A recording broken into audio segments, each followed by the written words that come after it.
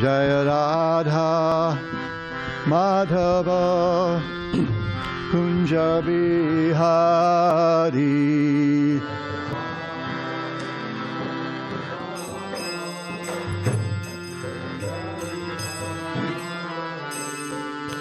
Gopi Jana Vallabha Girivardhari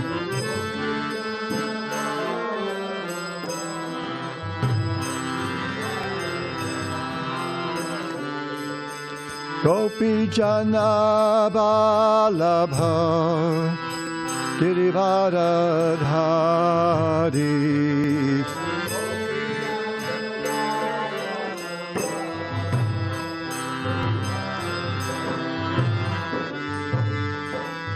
Yashoda Nandana Braja Janaranjana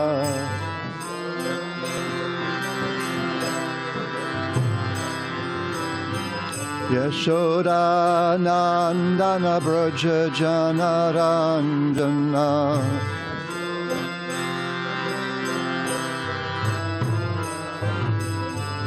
Yamuna Tiravana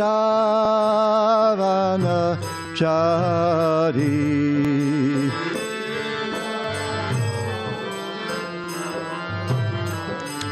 Jamuna Tiravana Chari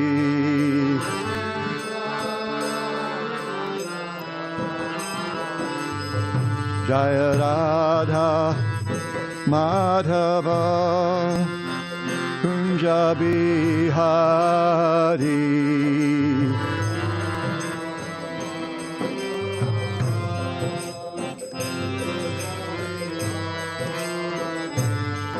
Jai Radha Madhava Kunja Bihari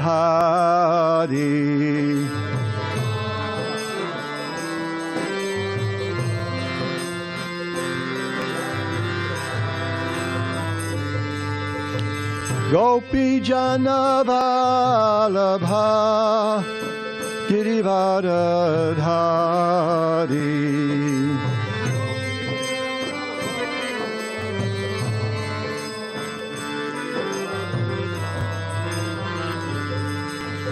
Gopi Jana Vallabha Girivardhari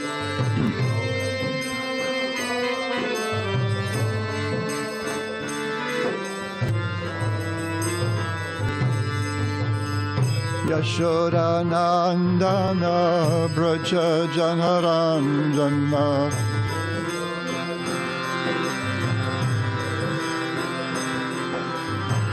Yashoda Nandana Braja Janaranjana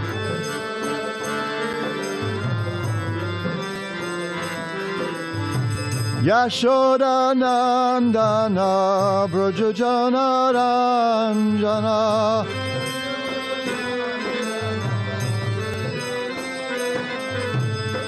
Jamuna Tira Vanachari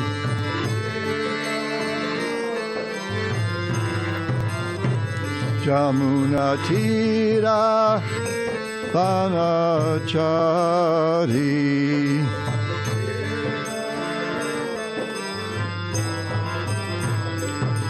Hare Krishna Hare Krishna Krishna Krishna Hare Hare Hare Rama Hare Rama Rama Rama Hare Hare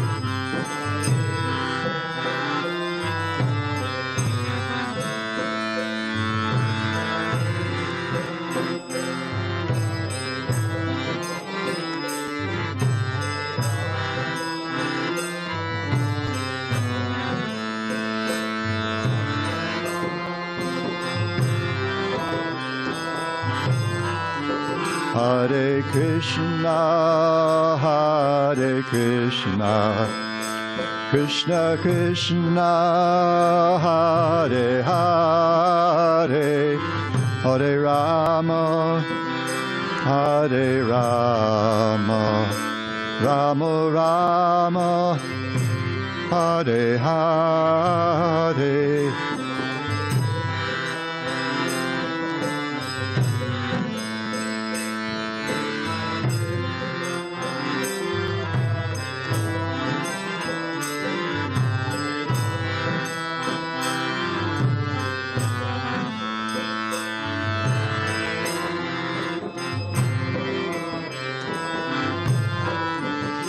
Hare Krishna, Hare Krishna, Krishna Krishna, Hare Hare, Hare Rama, Hare Rama, Rama Rama, Hare Hare.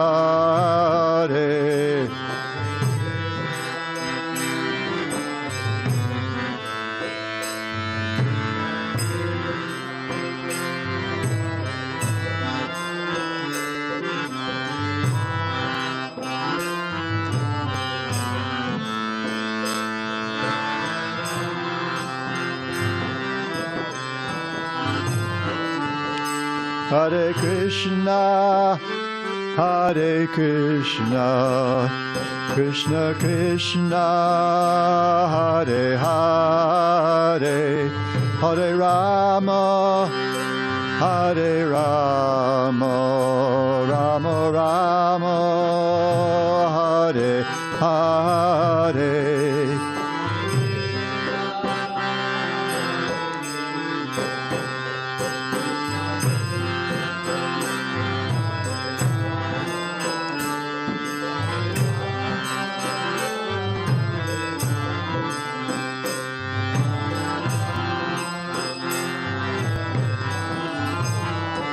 Hare Krishna, Krishna Krishna, Hare Hare, Hare Rama, Rama Rama, Hare Hare, Hare Krishna, Krishna Krishna, Hare Hare, Hare Rama, Rama Rama, Hare Hare, Hare Krishna, Krishna Krishna, Hare Hare, Hare Rama, Rama Rama, Hare Hare.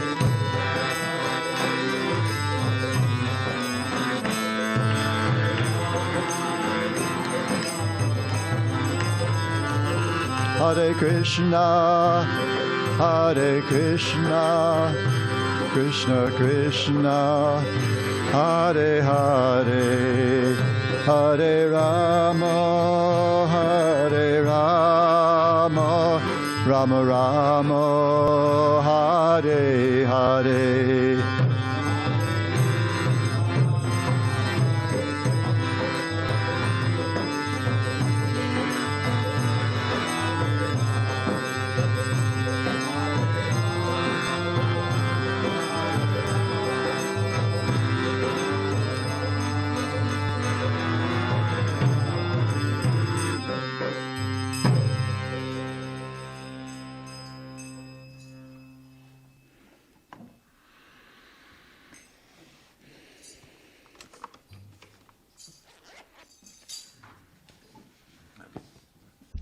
Om Namo Bhagavate Vasudevaya.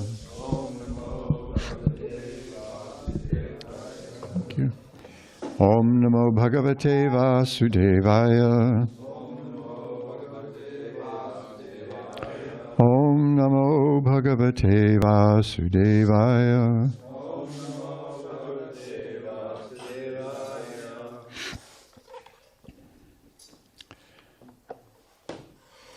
So today we'll hear from Srimad Bhagavatam,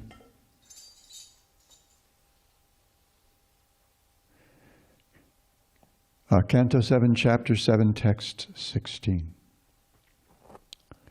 Tat tu kalasya dirghatvat Stritvan matus tirodadhe Rishinanugrahitam mam nadhunapi ajahat smriti Tattu kalasya dirghatvat Stritvan matus tirodadhe Rishinanugrahitam mam Nadhunapya jahat smriti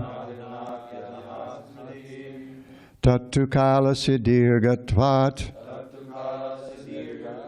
Stritvan matus tirodadhe Rishinanugrahitam mam Nadhunapya jahat smriti Tattu kalasya dirgatvat Stritvan matus tirodadhe Rishinanugrahitam mam Nadhunapya jahat smriti. Others, please.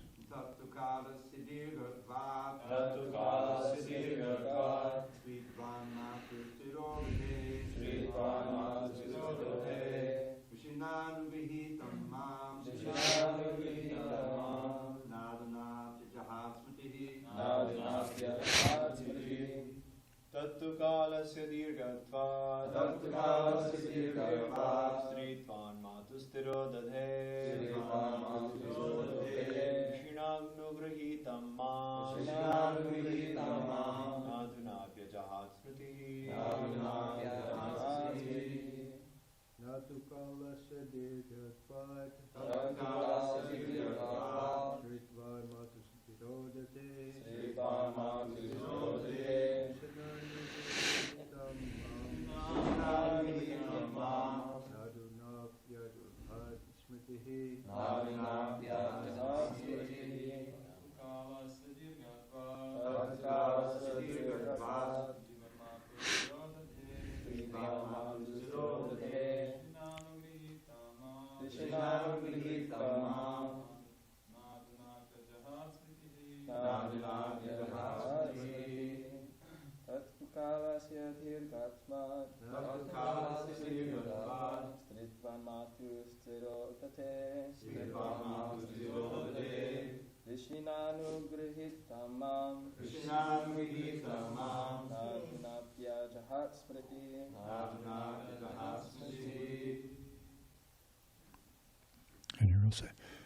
Anyone on the interwebs?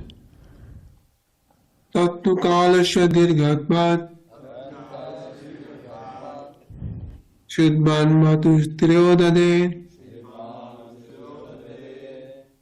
Rishinanugrahitam mam Nadhunapi ajahat smriti. Anyone else? Word to word. Tat, that. Instruction on religion and knowledge. So the antecedents in the previous verse. Two, indeed. Kalasya, of time.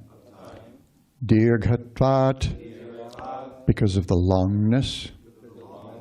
Stritvat, because of being a woman. Matu, of my mother. Tirodadhe, disappeared. Rishina, by the sage. Anugrahitam, being blessed. Mam, me.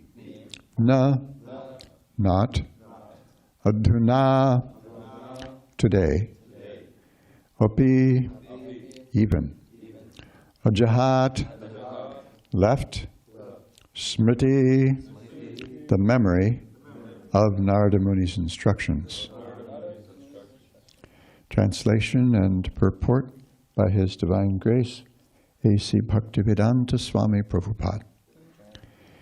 Because of the long duration of time that had passed, and because of her being a woman and therefore less intelligent, my mother has forgotten all those instructions. But the great sage Narada blessed me, and therefore I could not forget them. Responsively, please. Because of the long duration of time that has passed, and because of her being a woman, and therefore less intelligent, my mother has forgotten all those instructions. But the great sage Narada blessed me, and therefore I could not forget them. Srila Prabhupada's purport. In Bhagavad Gita, the Lord says, Mamhi partha vyapashvitya yepi supapa yoneha striyo vaishyas tata shudras te piyanti parangatim. O son of Pritha, those who take shelter in me, though they be low-born women, vaishyas, merchants, shudras, workers, can approach the supreme destination. The word papayoni refers to those who are less than shudras. But even though a woman may not be a papayoni, because of being less intelligent, she sometimes forgets devotional instructions. For those who are strong enough, however, there's no question of forgetting. Women are generally attached to material enjoyment. I'm glad I noticed that word. And because of this tendency, they sometimes forget devotional instructions. But even if a woman practices devotion, but if even a woman practices devotional service strictly according to the rules and regulations, the statement by the Lord Himself that she can return to Godhead, tepi yanti parangatim, is not at all astonishing. One must take shelter of the Lord and rigidly follow the rules and regulations. Then, regardless of what one is, one will return home, back to Godhead. Prahlada's mother was more concerned with protecting the child in the womb and was very anxious to see her husband return. Therefore, she could not consider very seriously the sublime instructions of Narada Muni. Next verse. No, just kidding.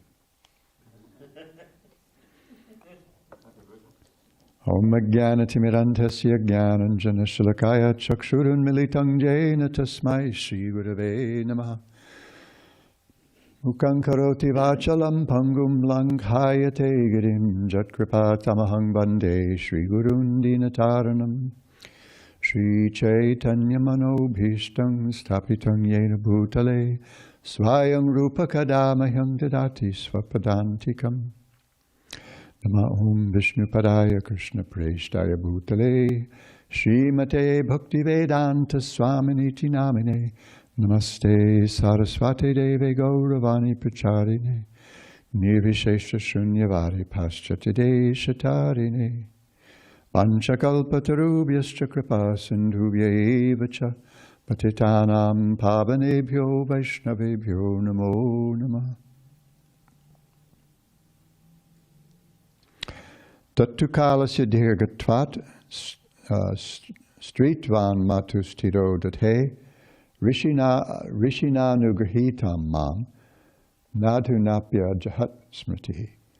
Because of the long duration of time that has passed, and because of her being a woman and therefore less intelligent, my mother has forgotten all those instructions. But the great sage Narada blessed me, and therefore I could not forget them. So I've seen devotees sometimes dodge a difficult point that comes up in a verse or a purport, to the extent that, well, I'm going to give an example. Some years ago in Mayapur, they were in the first chapter of the 7th canto. And the classes were being given in the maybe late 20s into the mid 30s. And there are a couple of verses, 34 and 35, that directly address whether or not it's possible for the living entity to fall from Vaikuntha. And this is Narada Muni instructing Srila Vyasadeva. King Yudhishthira. Sorry, I'm still back in the first canto, I guess. So Narada Muni is addressing King Yudhishthira, and this is the setup, as I mentioned there, that this is the setup for the Nrsimha Leela. And the chapter is called "The Supreme Lord is Equal to Everyone." And this is the setup for the Lord killing someone and blessing someone else. So how's that equal? Well, Krishna says in the Bhagavad Gita, "Ye yatam mam prapadinte tangs tataiva." I respond to each of you according to the intensity and the manner of your approach, your surrender. So that equality is that he deals with everyone appropriately as they approach him. So if someone approaches him with love, he's going to respond naturally with love. If someone approaches him with enmity, he's just not going to bother with them, or just kind of get them out of the way so they don't bother the Vaishnavas. So, by way of setting the scene, Narada Muni tells Yudhishthira, you know, those two cousins of yours, Dantavakra and Shishupal, those characters used to live in Vaikuntha Loka with the Supreme Personality of Godhead. And does anyone know what Yudhishthira's response is? It's impossible. He says it's impossible. Because everyone there, their body is constituted of spiritual substance.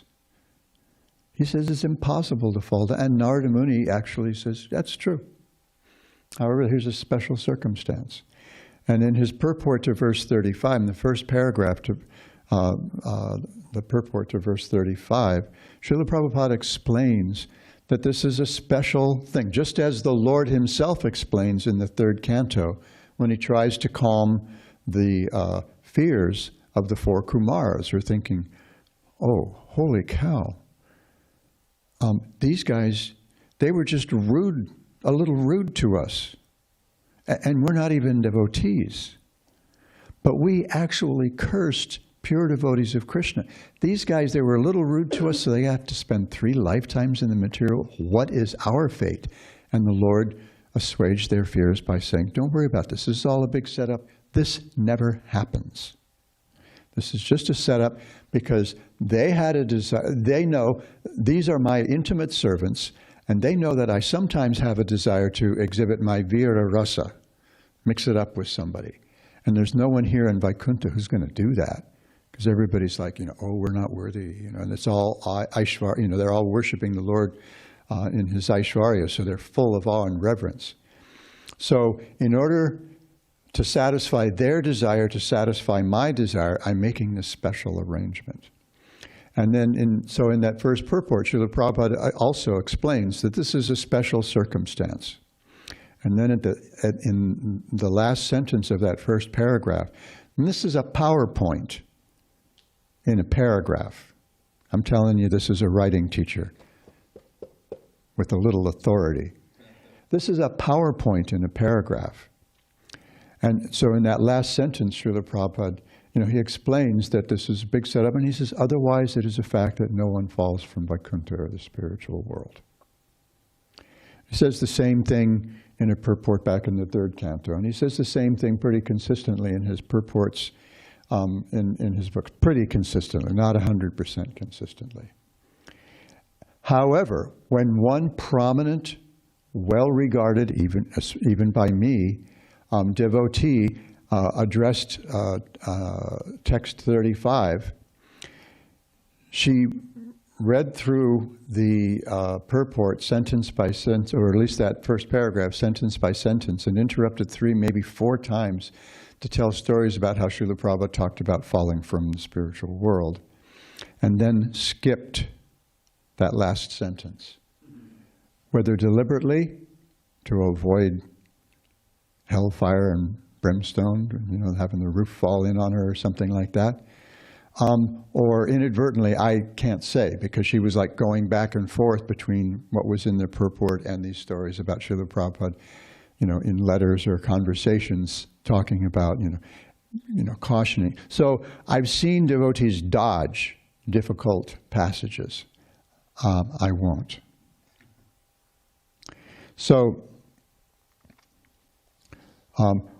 what's going on here is that Prahlada is explaining why it is his mother didn't manifest herself as a devotee of his own caliber.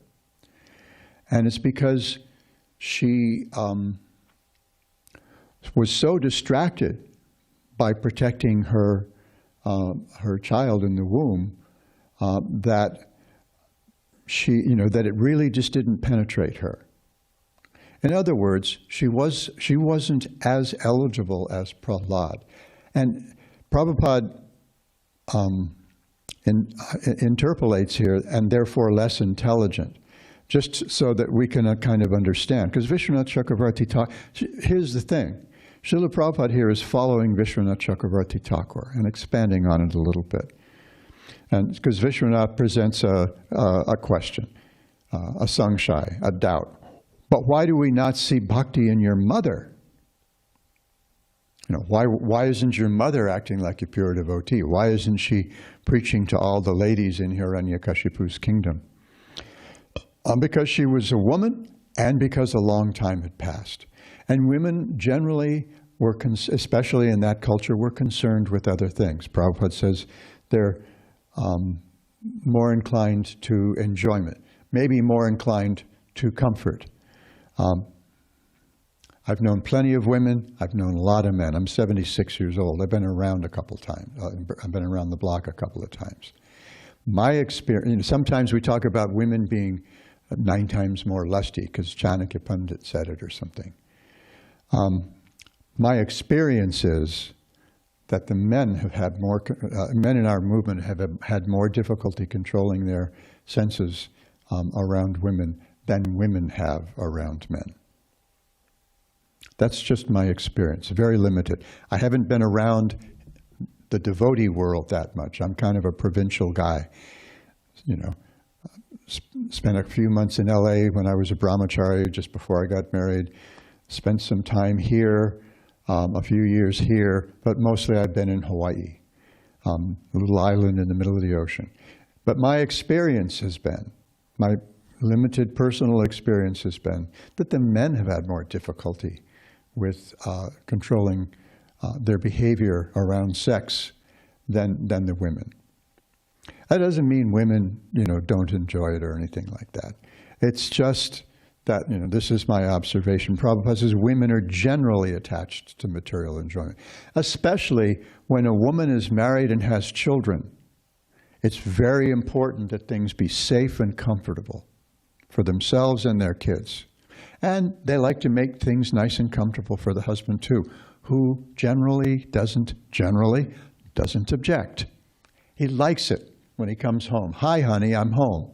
And he expects, like in the 50s, he expects the martini to already have been stirred or shaken, whichever you prefer. His slippers and his pipe to be ready.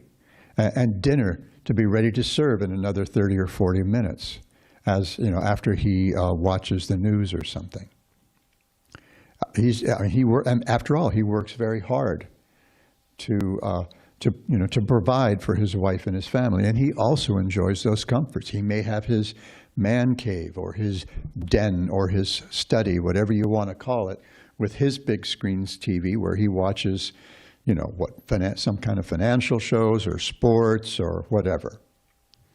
The men at all are not at all averse to comfort themselves. And as far as women actually being less intelligent, there were other expectations of the women in the past. They were actually meant to take care of domestic duties. By the way, they also managed the finances. This is a kind of a traditional thing. I think even in Indian culture that the wife, would manage the finances. So, which takes a little intelligence. I mean, if you read Hermann Hesse's Siddhartha, what is Siddhartha? He says, I can think, I can wait, I can count, something like that, And he actually, got a nice position in society because he was able to keep accounts for somebody.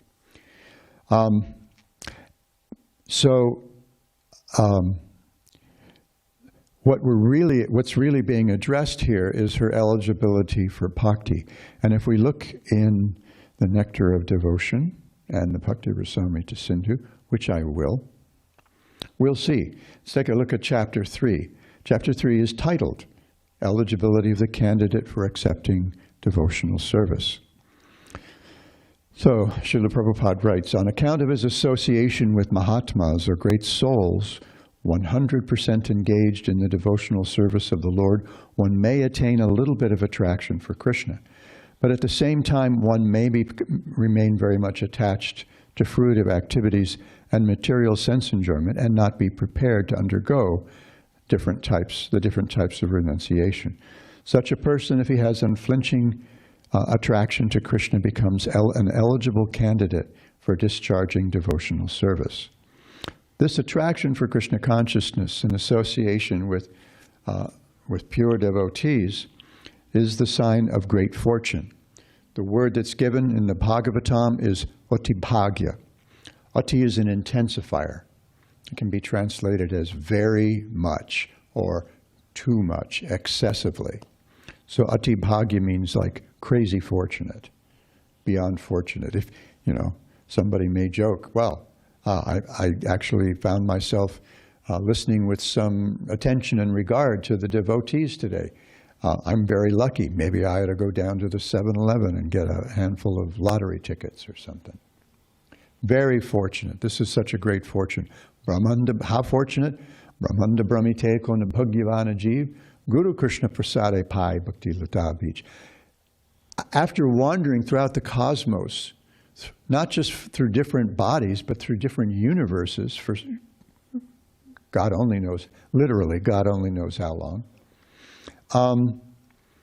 Those who are very fortunate, by the grace of Guru and Krishna, get the seed of bhakti.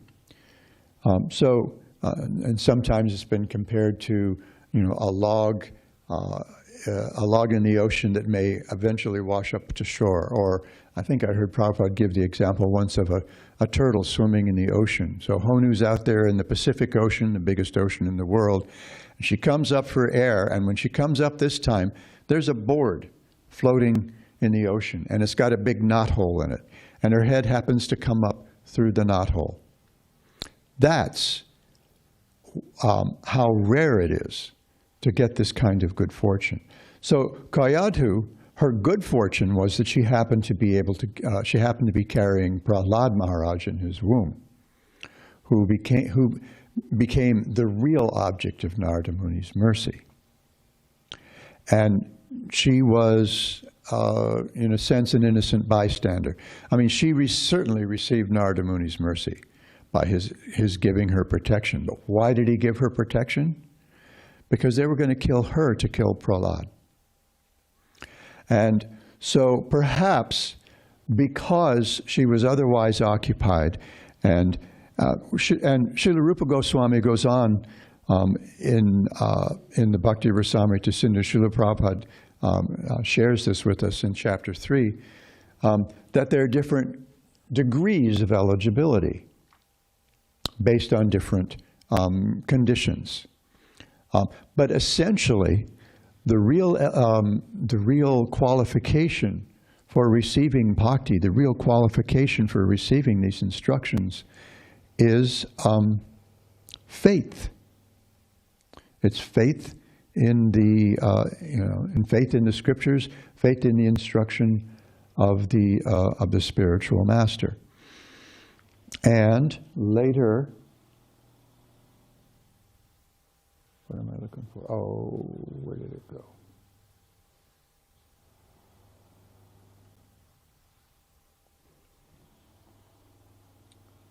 I had a note from, chapter 5.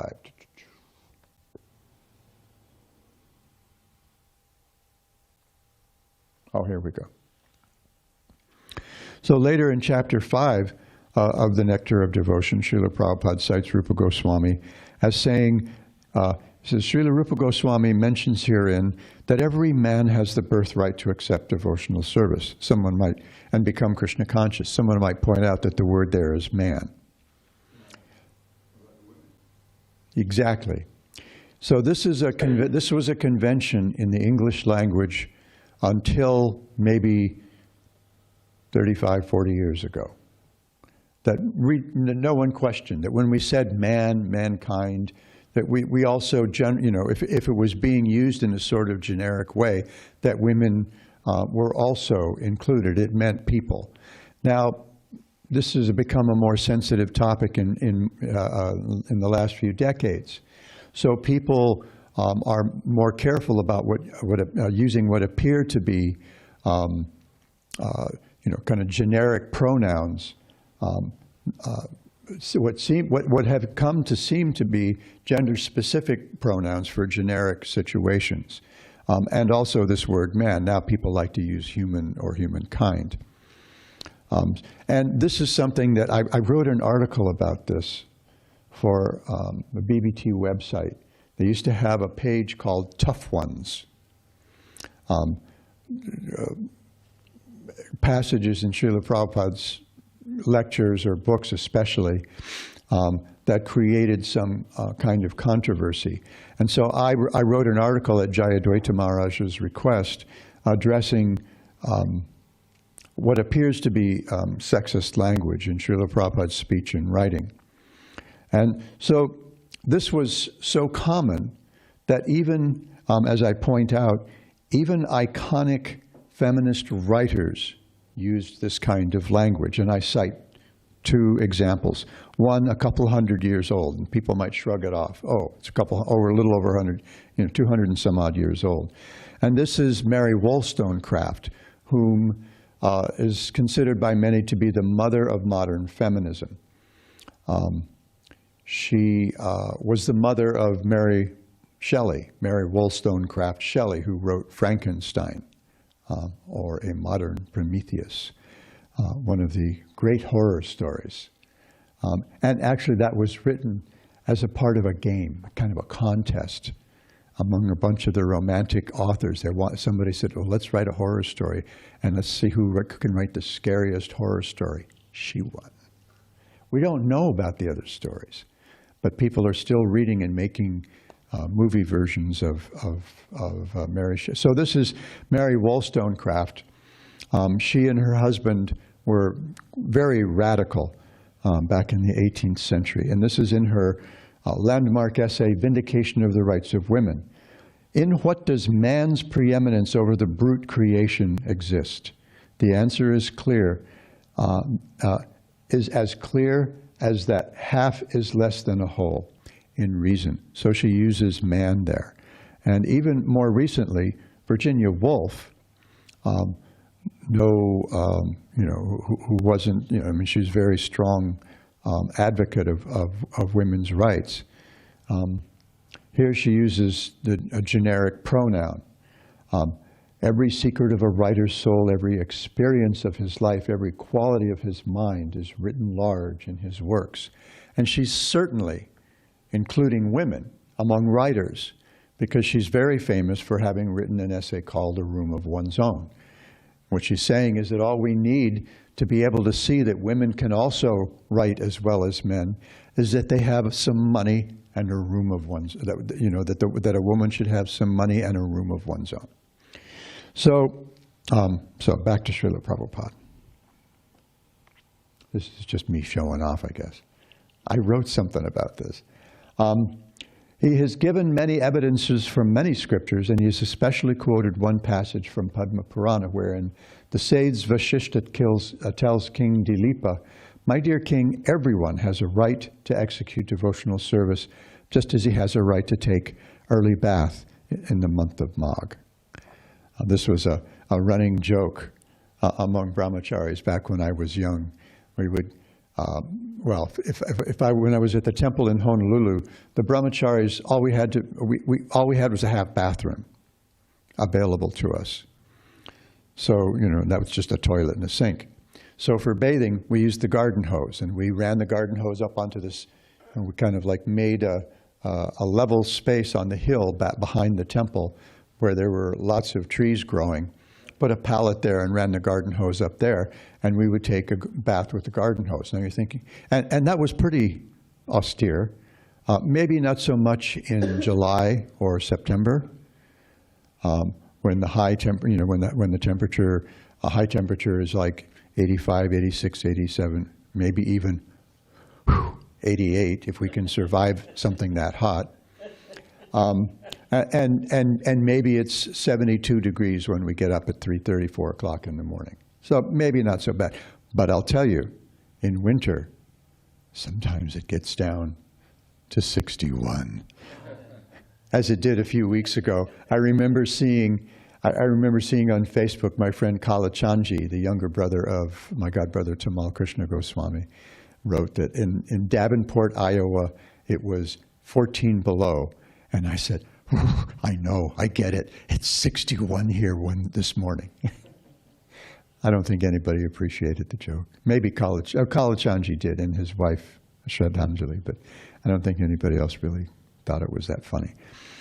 So, what am I doing here?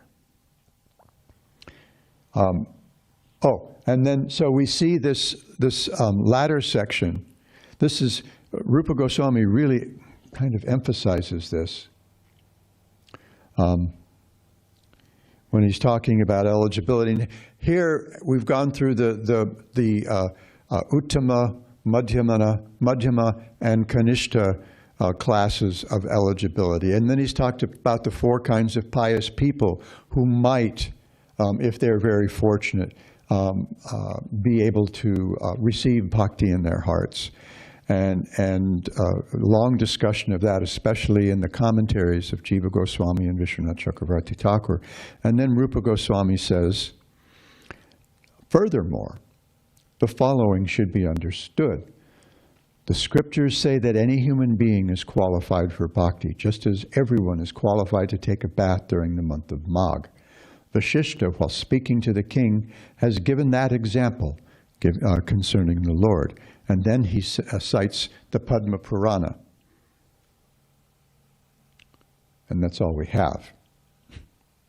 Padma Purana, Kashikanda. All are qualified for Hari Bhakti, O king. So what we're talking about in the case of women, especially in the culture that that the Bhagavatam is addressing, is that women generally were less interested in that. All they had to do was follow their husbands. That was how they were trained. That was their education. Follow your husband, serve your husband. But we know that many women were also very qualified, and especially when it comes to bhakti. I mean, we see how powerful in the Mahabharata and in the Bhagavatam as well, how powerful a person Draupadi was. It's so powerful that because someone insulted her, I like to point this out sometimes, especially I got a room full of guys here, Prabhus, because someone insulted one woman, over the next 2.5 weeks, 640 million men had to die. That's pretty powerful. Her vow was, because Dushasana had come to and grabbed her in her private quarters during a time of the month when women are allowed to keep to themselves, and therefore they don't have to dress, they don't have to get all gussied up. Her hair was down. He grabbed her by her hair, dragged her by her hair into the assembly hall, and in public tried to disrobe her. And her vow was, I won't put my hair up until it has been washed in that character's blood. So, therefore, because one woman was insulted, 640 million men, by many accounts, by most accounts from Srila Prabhupada, had to die over 2.5 weeks. That's a pretty big thing. But then we also see in our, in our Krishna consciousness movement, many powerful women also preaching Krishna consciousness. Of course, prominent among them, preeminent among them, Janava Devi, one of the consorts of Nityananda Prabhu. Now, some people will say, oh, Janava Devi, well, she was like Lakshmi, she was like on the level of, Krishna's internal Shakti. And I say, okay, that's fine. So how many of the men that you associate with, that you attribute great intelligence to, especially great spiritual intelligence to, are on the level of Nityananda? I heard Madan Gopal, devotee from New Jersey, make this point in an interview. He says, but Janava is practically on the level of Godhead. And he said, well, okay, so which of the men initiating in our movement are on the level of Nityananda? So what we're really talking about here is spiritual intelligence, the eligibility to accept bhakti. Koyadhu's business was to follow her husband, Hiranyakashipu, who was not a nice person. So that and her preoccupation, and then the passage of some years, is what Prahlāda uses to explain the fact that we don't see his mother being a big bhakti firebrand preacher, among the ladies in Hiranyakashipu's court. So anyway, that's one way to approach this verse, and I will wriggle away from it as quickly as I can, but I know that I need to entertain questions, which will be directed to Govardhan Prabhu. No, I'm just kidding. Any comments, questions, objections, brickbats? I have a few of each. Slings, arrows. Two things. First is, I was rather surprised to see in the purport here a translation. I don't know if anyone picked up on it.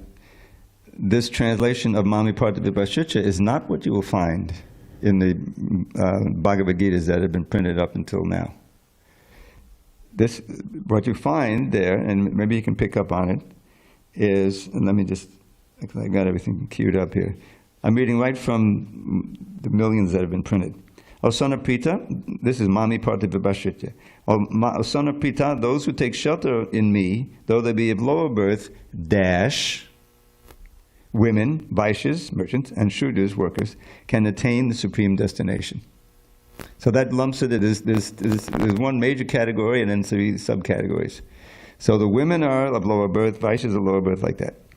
But in the present translation that we had in this purport, which I was surprised to see because we haven't touched this purport.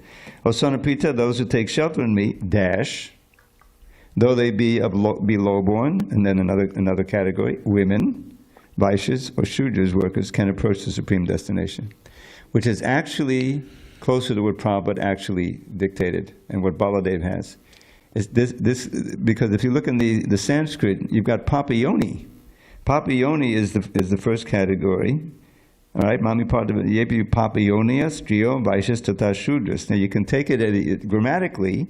Papayoni can be the overarching category, and then the others can be below it. But Prabhupada didn't translate it that way, and neither did Baladev Vijayabhusan. So that's been changed in the actual book. It'll appear more like what you see here. Oh, so women, Vaishyas, and Shudras aren't in a positive phrase for low-born. Exactly.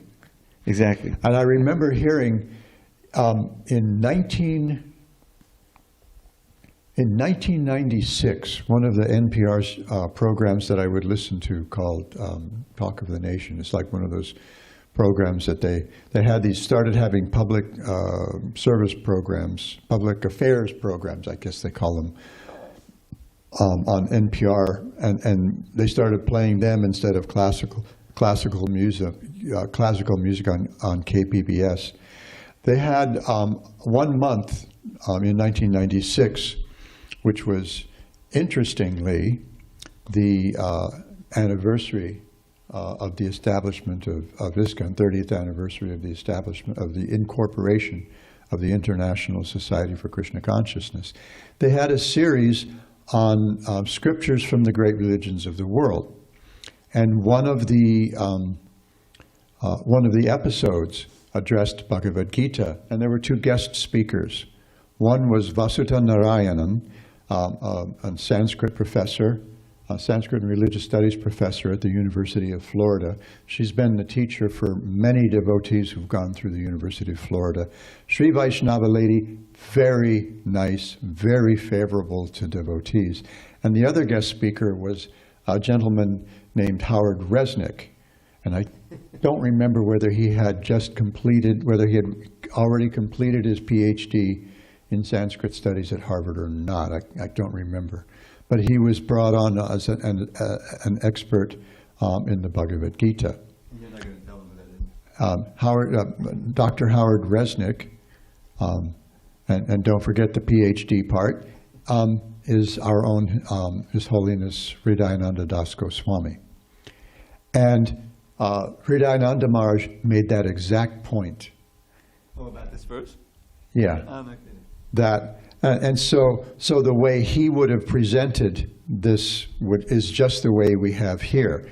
So we have this parenthetic phrase set off by em dashes for emphasis, rather than set off by parentheses to suppress it, set off by em dashes for emphasis. And we have these different categories: low-born people, women, Vaishyas, Shudras.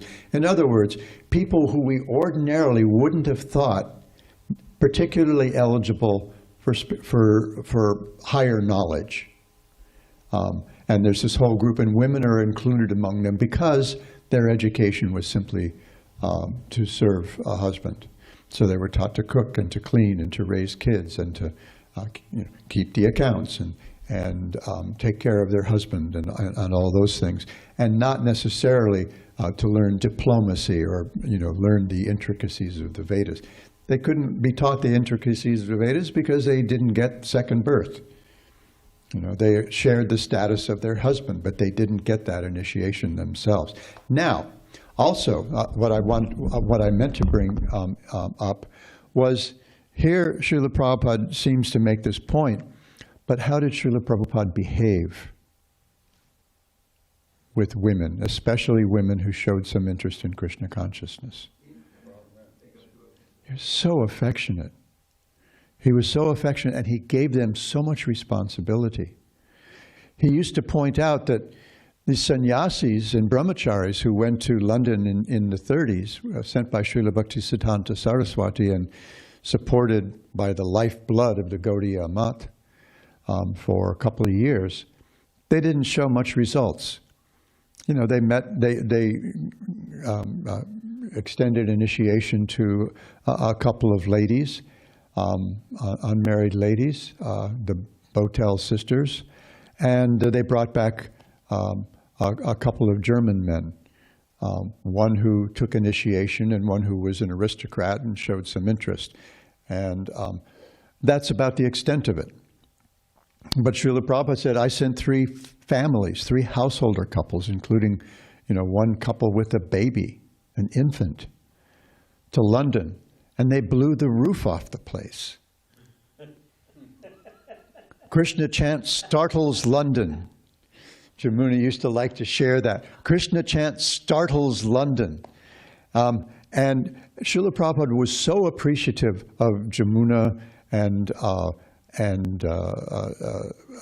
Malati and Janaki, so affectionate toward them.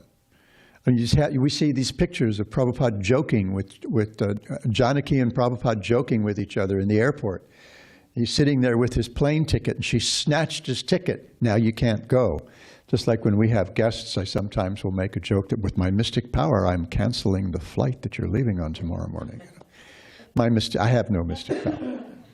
I barely have the power to get up in the morning. And so they're kind of like playing back and forth over the ticket. You can see Prabhupada is like having a blast with her, and Janaki's having a blast with Srila Prabhupada. He was so affectionate,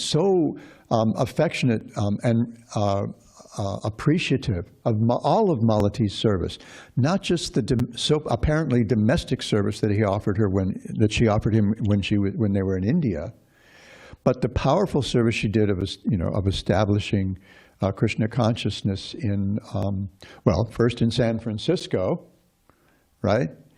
When Mukunda Maharaj tells the story in his book Miracle on Second Avenue, how he and Janaki, they were going to go to India and find an Indian, find a guru or something like that. And Prabhupada was like, okay, whatever. But if you're on the West Coast, why don't you share Krishna consciousness a little bit? So they went to share it with their good friends, Sam and Melanie, who said, oh, wow, this is really cool. There's this whole hip scene in San Francisco, much like where you were staying in New York on the Lower East Side. People will dig this. And boom, you've got 2 branches of the International Society for Krishna Consciousness. If you have a chance, read about that, especially about the chapter when they invite Srila Prabhupada to come and inaugurate the temple. Yeah, well, I was going to say, and to attend a fundraising concert. I think that's how it was presented, right? A concert for raising funds. And Srila Prabhupada had never flown on a plane before. And he said, oh, yes, I would like to come. How would I get there? And he said, oh, you'll fly on a plane and everything. And so this was Prabhupada's first plane trip. When Malati was doing some service for Srila Prabhupada, when one of his godbrothers was visiting him in his hut in Mayapur, Prabhupada picked up on the vibe that this godbrother was a little concerned that there's this young, attractive American woman, exotic. I mean, you can imagine how exotic American women must look to Bengali gentlemen. That there's this young, attractive, exotic American woman cleaning for him and cooking for him, and Prabhupada picked up on that. And he says, oh, you see that girl over there? Yes, she cooks for me, but I'll tell you this. She would cut her throat for me. Pregnant pause. And I would cut mine for her. And Jamuna Devi, it's hard not to find the kind of praise that Srila Prabhupada heaped on our Jamuna. And anyone who's, every morning, when we come to for the Sringar, the Sringar Arati, the Darshan Arati, we greet the deities with their fresh clothes and garlands and decorations and everything. We're treated by Jamuna's voice, and when some of the male devotees objected to that, Srila Prabhupada just told them, take a walk, essentially. Devotees got excited about, some of the brahmacharis would get upset because, they were agitated by women being in the temple. And he said, well, if the men are agitated, if the brahmacharis are agitated by the women being in the temple, then they should go live in the forest where they won't be agitated by women. So what we're really talking about here is eligibility and the intelligence that gives us eligibility, and that's all mercy. Frankly, we are made of nothing but mercy. Krishna is Kripa Moya because he's constituted of mercy that he shares everywhere. We can be called Kripa Moya as well because we're constituted of Guru Kripa. One devotee, very scholarly Indian devotee, was asking me last night, well, how is it that you're an American, how is it that you took to this? You understood this, you believed this right off the bat. And I just shrugged and I said, Guru Kripa? I don't know. Maybe there's some past, there seems to be some indication that there's some past exposure to Bhakti Yoga. I asked weird questions when I was a little boy, but basically just Guru Kripa. I'm lucky. Somehow or other, Srila Prabhupada found me, dragged me out of the Pacific Ocean, turned me into a grown-up, a human being. So anyway, Dravida, anything else? Well, I like that one. Thank you. I like that one very much. I'm glad. Oh, yeah. I'd like to read a little passage from the books which explicitly talks about Paul and Dina. Is that okay? Sure. Oh, can you use the microphone? Oh. Yeah, I'm going to need sorry.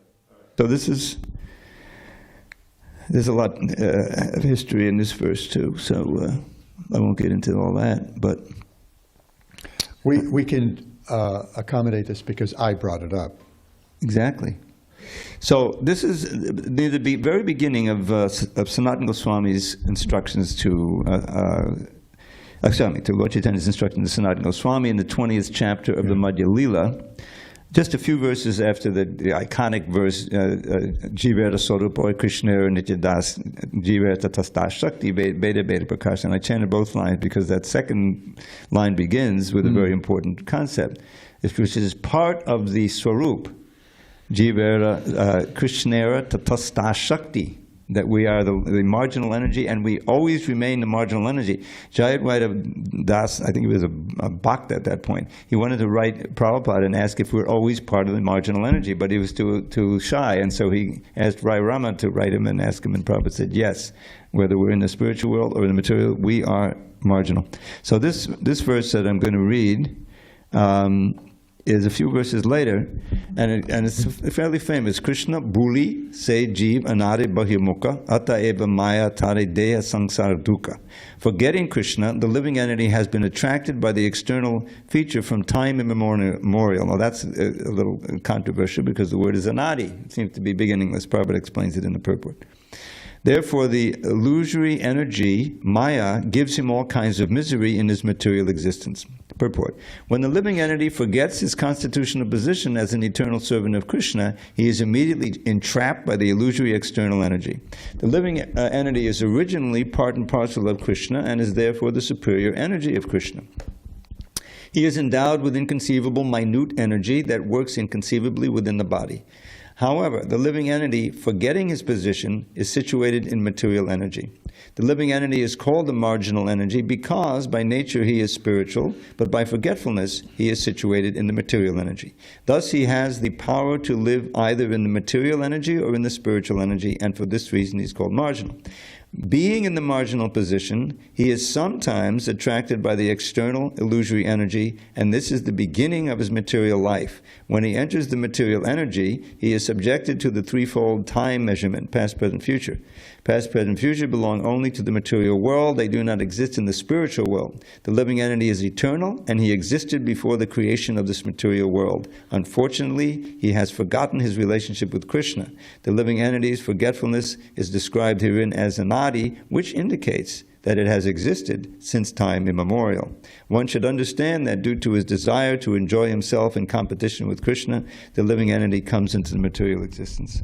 So you can see why sometimes it's a little difficult, because that other thing explicitly says. It doesn't specifically say, even though we remain marginal energy in Vaikuntha, it doesn't specifically say there that, that origin is Vaikuntha, that that fall is from Vaikuntha.